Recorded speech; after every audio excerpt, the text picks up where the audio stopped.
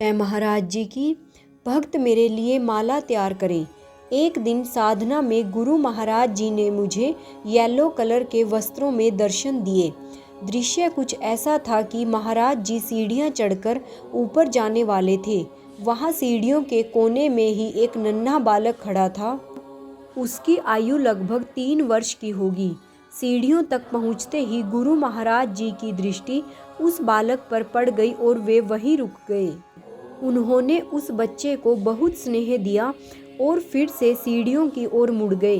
तभी उस बच्चे ने जोर से आवाज़ दी, महाराज जी रुक जाइए, मैंने आपके लिए माला बनाई है। उस बच्चे की आवाज़ को सुनकर न केवल गुरु महाराज जी के कदम रुक गए, बल्कि वे स्नेह के वशीभूत वहीं एक सीढ़ी पर ही बैठ गए।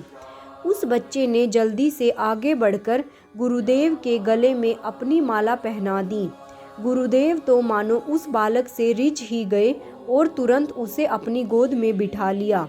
महाराज जी कहने लगे, हम चाहते हैं कि सभी हमें माला पहनाएं, पर वो माला कब बनेगी, न जाने कब मेरे साधक मुझे वो माला पहनाएंगे। उस नन्हे बालक ने पूछा, महाराज जी आपको कैसी माला चाहिए, गुलाब वाली या फिर कमल वाली? महाराज जी गंभीर स्वर में बोले, मुझे साधारण फूलों से सजी माला नहीं चाहिए, मुझे तो एकता की, साधना की और समर्पण की माला चाहिए। नन्हा बालक, महाराज जी एकता का अर्थ क्या होता है? महाराज जी सभी साधक एक दूसरे के संग प्रेम व सद्भावना से एकजुट होकर चले, इसे ही एकता कहते हैं। साधकों की एकता ही मिशन को आगे लेकर जाएगी। इस प्रकार समझाते हुए गुरु महाराज जी ने अपनी दृष्टि घुमाकर मेरी ओर देखा। अब तक मैंने स्वयं को भी इस दिव्य घटना का साक्षी बनते हुए देख लिया था। मेरी ओर देखते हुए गुरु महाराज जी अपने अंदाज में बोले, इस हुंकार के सुनते ही मैं दौड़कर गुरु महाराज जी के पास चला गया। महाराज जी ने मुझसे पूछा, तुझे समझ में आ गया? मैंने हाथ जोड़कर कहा, जी महाराज जी। महाराज जी मुझे किसकी माला चाहिए?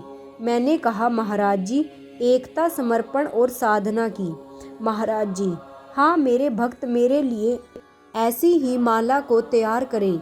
उनकी इस माला को स्वीकार करने हम शीघ्र ही वापस आएंगे। मेरा यह संदेश सभी साधकों तक अवश्य पहुंचाना। प्रिंस, बीकानेर, राजस्थान। जय महाराज जी की। यदि हम स्पष्ट रूप से एक फूल के चमत्कार को देखें तो हमारा पूरा जीवन ही बदल जाएगा।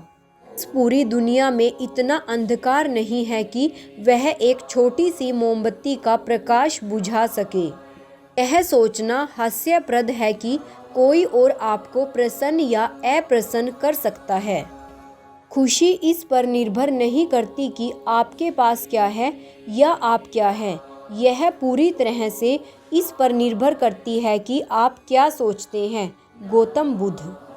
भाइयों और बहनों, ऐसे ही दिव्य अति दिव्य अनुभवों का रोज आनंद लेने के लिए मेरे चैनल को सब्सक्राइब और वीडियो को लाइक और शेयर करना मत भूलिएगा।